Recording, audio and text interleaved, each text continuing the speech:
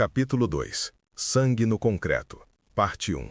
A escuridão de Gotham estava sendo rasgada por algo novo, uma força mecânica que não apenas se movia entre as sombras, mas que as dominava e as reivindicava com a força bruta da engenharia militar. No coração das indústrias Wayne, em um nível de contenção tão profundo que a pressão do solo acima parecia palpável, o isolamento era absoluto.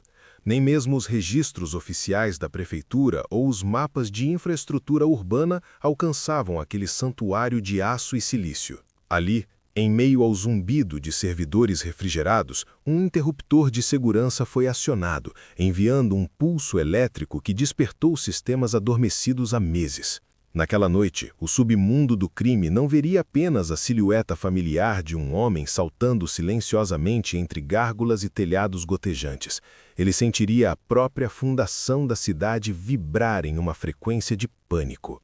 O asfalto das avenidas principais, castigado pela chuva e pela negligência, começaria a estalar sob a pressão de toneladas de blindagem composta. A terra tremeria sob as rodas de um Batman de guerra, cujos pneus de alta tração, projetados para escalar escombros e triturar barricadas, deixariam marcas profundas no solo molhado.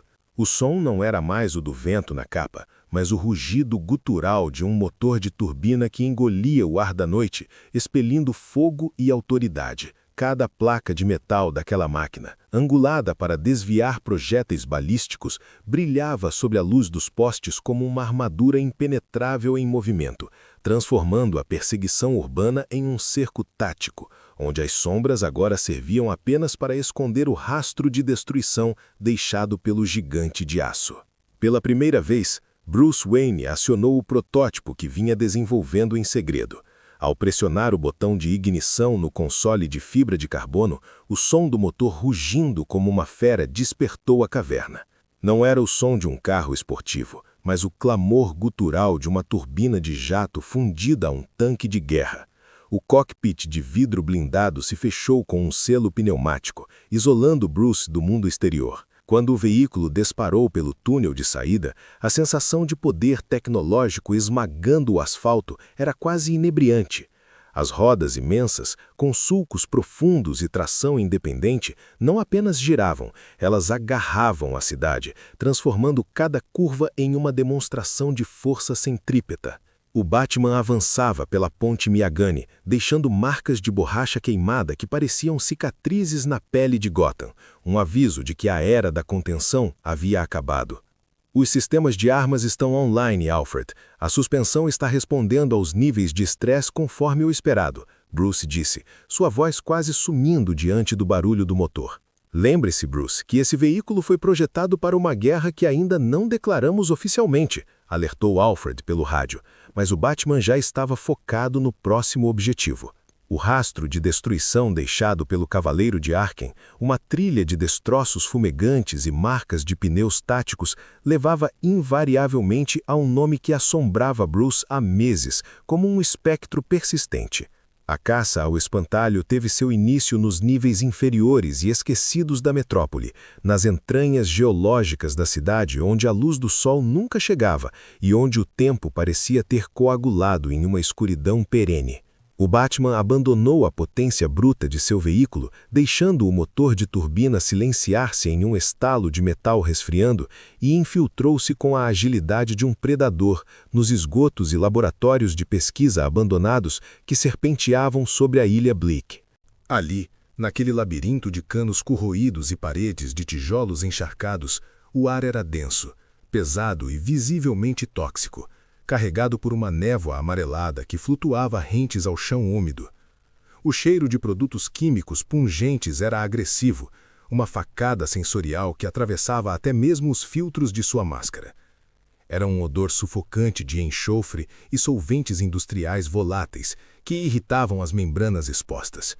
Sob essa camada química havia algo mais perturbador, um aroma sutilmente doce, quase floral, uma fragrância doentia de lavanda podre que denunciava a presença da toxina do medo em sua forma pura e concentrada.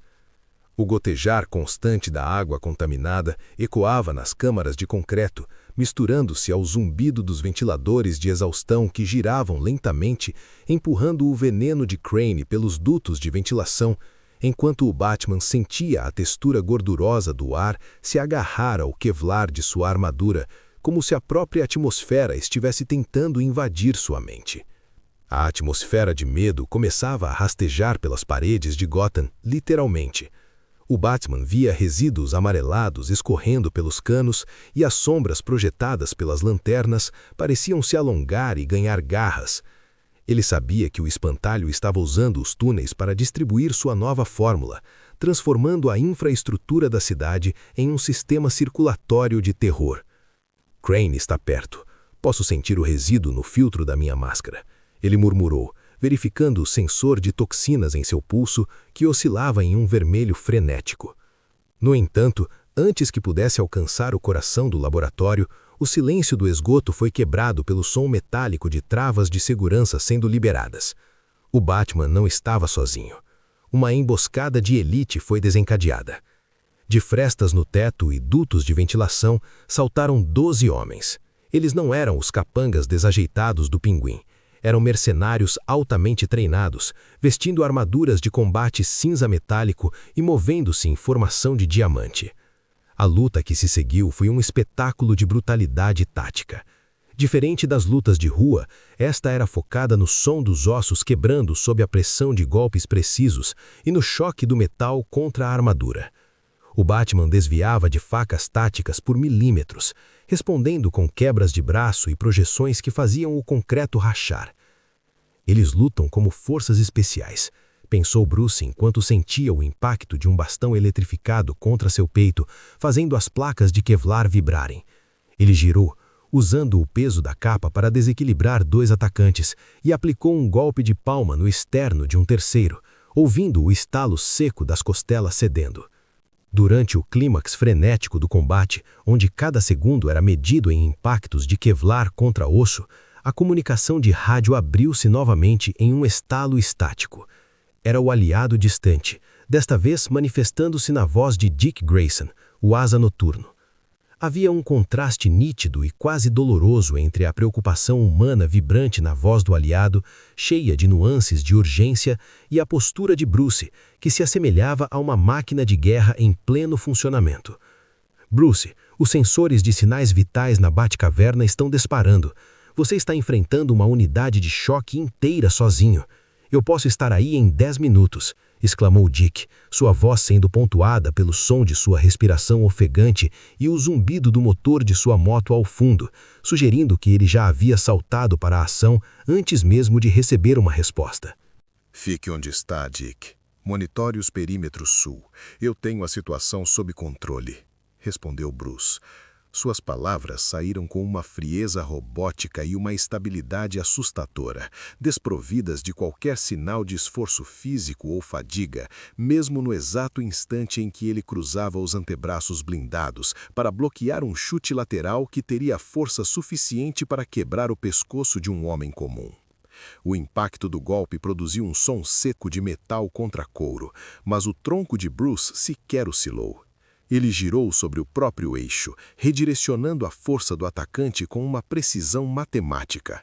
Para Bruce, naquele estado de transe tático, a interação humana era um ruído externo, uma distração que ele precisava filtrar e arquivar para sobreviver à dança mortal em que estava inserido.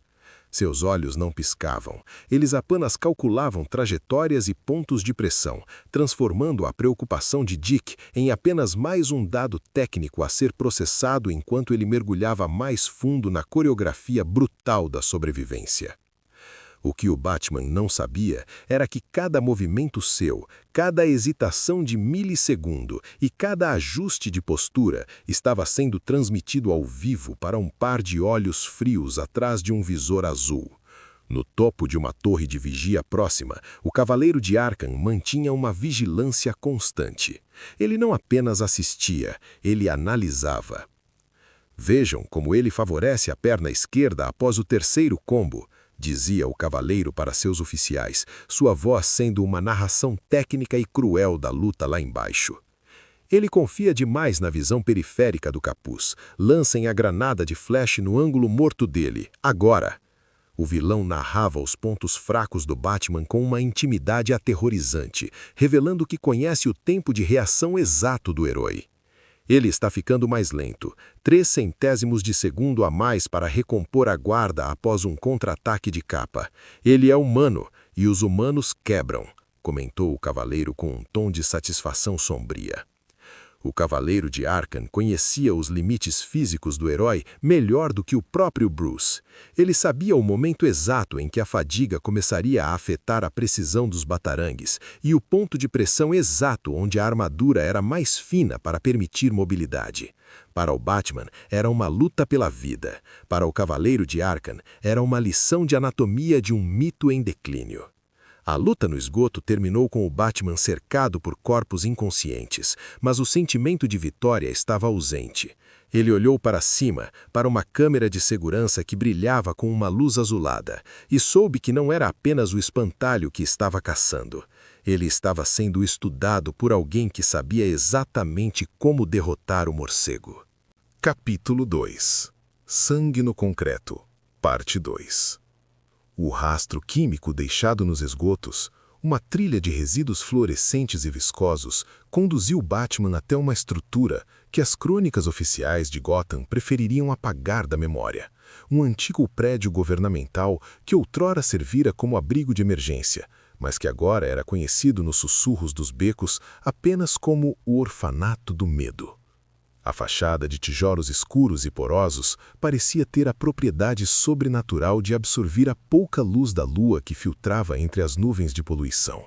E as janelas quebradas, moldadas em arcos góticos, pareciam olhos vazios e sem pálpebras, observando cada passo cauteloso do intruso.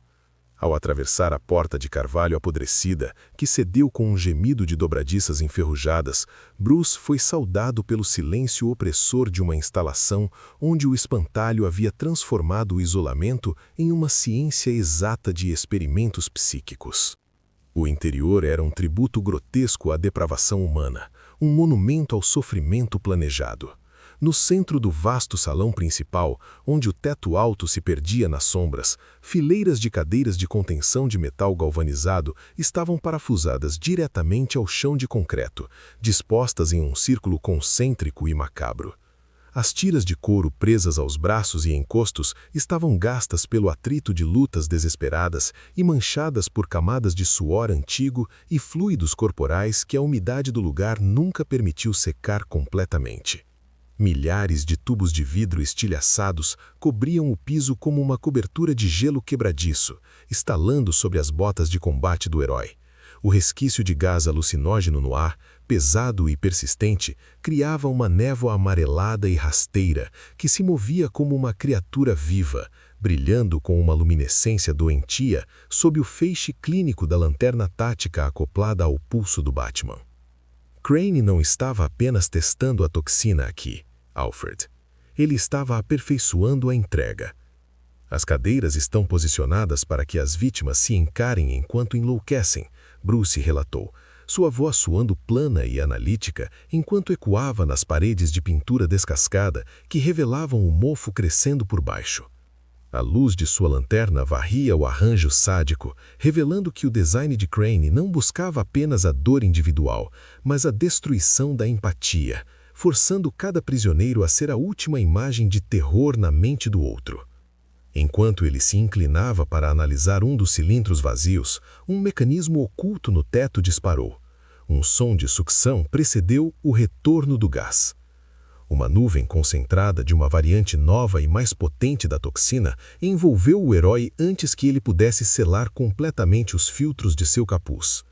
O mundo ao redor de Bruce começou a se dobrar. A narração de suas visões distorcidas tornou-se um pesadelo vivo, onde a realidade física de Gotham era subvertida por uma lógica onírica e perversa. As paredes de concreto do orfanato, outrora sólidas e frias, começaram a pulsar como tecido orgânico, secretando e sangrando um líquido verde fluorescente que escorria pelas rachaduras, iluminando o ambiente com uma radiância radioativa e nauseante. As cadeiras de contenção, presas ao solo, sofreram uma metamorfose grotesca sob o olhar do herói. O metal retorcido parecia ganhar articulações, transformando-se em esqueletos metálicos, cujos dedos de aço rangiam ao se estenderem, tentando agarrar as bordas de sua capa de Kevlar como garras de náufragos desesperados. No canto da sala, onde a densidade da escuridão parecia desafiar a física e devorar o feixe de sua lanterna, surgiu a visão que ele mais temia. O espectro que nenhuma incineração poderia apagar. O Coringa parecia rir nas sombras da sala escura, sua silhueta distorcida movendo-se com uma agilidade impossível. Sua voz, uma cacofonia de deboche e loucura, não vinha de um ponto fixo, mas ecoava de todos os lugares ao mesmo tempo, reverberando dentro do próprio crânio de Bruce, embora ele soubesse, com a clareza lógica que lhe restava, que o vilão era agora apenas cinzas inertes em um pote selado. Sentiu minha falta, morcego? O novo cara é bom, mas ele não tem o meu estilo, não é? A alucinação gargalhava, projetando-se para fora da penumbra. O espectro aproximava-se com passos saltitantes, empunhando uma faca imaginária que brilhava com um brilho doentio e esverdeado, cortando o ar com um som de seda rasgada. Bruce lutou contra a própria mente, os dentes cerrados com tanta força que o som do atrito ósseo ecoava em seus ouvidos. Em um movimento mecânico de pura sobrevivência, ele retirou um aplicador pneumático de seu cinto de utilidades e injetou um neutralizador diretamente em sua coxa, sentindo o disparo do soro perfurar o tecido da armadura. O impacto químico foi imediato, um choque de sobriedade que tentava ancorar sua consciência, mas o mundo ainda oscilava violentamente. As bordas de sua visão continuavam a derreter em fractais de horror, e o riso do palhaço permanecia lá, uma mancha indelével na tapeçaria de sua sanidade que o neutralizador parecia incapaz de apagar por completo. Foi nesse momento de vulnerabilidade que o sistema eletrônico do capuz entrou em colapso. O confronto de tecnologia começou quando o Cavaleiro de Arkham injetou um vírus de sobrecarga no sistema de rede da Wayne Tech. O Batman, que dependia de sua visão de detetive para filtrar o gás e localizar inimigos, sentiu uma descarga elétrica atingir suas têmporas. A interface digital do visor explodiu em uma estática branca e barulhenta, causando uma dor aguda que o obrigou a fechar os olhos. Subitamente, o maior detetive do mundo ficou cego em meio ao combate. Mercenários saltaram das sombras, aproveitando-se do seu desorientamento. Sem a visão, Bruce foi forçado a regredir ao seu treinamento mais básico, dependendo apenas da audição. Ele ouviu o roçar do tecido contra o ar à sua esquerda e girou, bloqueando um golpe de bastão. Ele ouviu a respiração pesada de um atacante atrás dele e desferiu um chute para trás, sentindo o impacto no estômago do inimigo. A luta tornou-se uma dança de sons. O clique de uma arma sendo destravada, o zunido de uma lâmina cortando o ar, o baque surdo de corpos atingindo o chão de madeira. No centro do caos, o som de botas pesadas e rítmicas anunciou a chegada do líder. O Batman sentiu uma presença imponente à sua frente e, finalmente, seus olhos se ajustaram o suficiente para testemunhar a fuga do vilão e o seu primeiro encontro face a face. O Cavaleiro de Arkham estava parado a poucos metros, a luz azul de seu visor sendo a única fonte de iluminação na sala. O som da voz modulada do Cavaleiro de Arkham era frio e possuía uma cadência que parecia dolorosamente familiar para Bruce. Você ainda luta como se as regras de ontem importassem, Bruce, disse o vilão.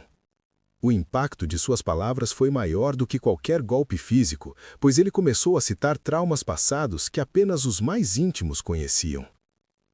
Você se lembra daquela noite no beco? Do som das pérolas batendo no chão? Ou quem sabe daquela explosão em Arkham City que você não conseguiu impedir? Você deixa um rastro de falhas e chama isso de legado.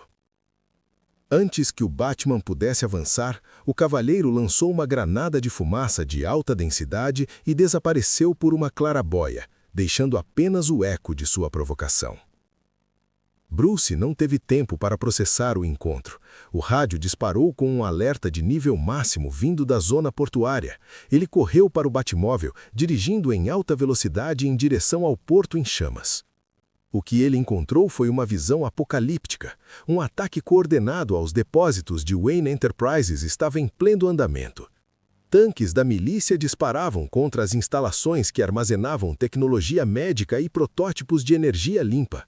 O brilho do fogo refletido na capa do Batman criava uma silhueta de laranja e sombra enquanto ele observava a destruição do alto de um guindaste. Explosões secundárias lançavam detritos ao mar e o som do metal retorcido era ensurdecedor. Ali, em meio ao calor abrasador das chamas que consumiam os restos dos laboratórios, Bruce teve a epifania mais sombria de sua carreira. Uma clareza gelada que cortava o ar superaquecido. Esta não era uma rebelião desordenada de vilões comuns, movida por vingança barata ou pelo caos aleatório. Nem era apenas mais um plano de dominação mundial arquitetado pelo intelecto distorcido do espantalho. Era, em sua essência mais cruel, uma guerra pessoal e sistemática, um cerco planejado com uma intimidade aterrorizante. Ele percebeu, enquanto o estalar da madeira e do plástico queimado preenchia o silêncio, que a guerra havia mudado definitivamente de escala. O Cavaleiro de Arkham não buscava apenas o controle político ou territorial de Gotham. O objetivo do novo inimigo era uma aniquilação total. Ele queria apagar cada vestígio da existência de Bruce Wayne, desmantelando sua identidade peça por peça. O vilão estava transformando os vastos recursos das empresas Wayne, a tecnologia que deveria proteger a cidade, em armas letais apontadas contra seu próprio criador, convertendo cada uma de suas vitórias históricas em cinzas amargas e irrelevantes. O Batman olhou para suas mãos enluvadas, agora cobertas por uma camada espessa de fuligem e poeira química, sentindo o peso do Kevlar como se fosse chumbo. O brilho alaranjado do incêndio refletia-se em suas lentes brancas, revelando a exaustão por trás do mito. Ele soube, com uma certeza visceral que reverberava em seus ossos, que a noite que ele tanto temia, o crepúsculo de sua própria lenda, finalmente havia chegado. Não era mais uma questão de salvar Gotham, era uma questão de sobreviver ao próprio legado que se voltara contra ele com uma fúria industrial.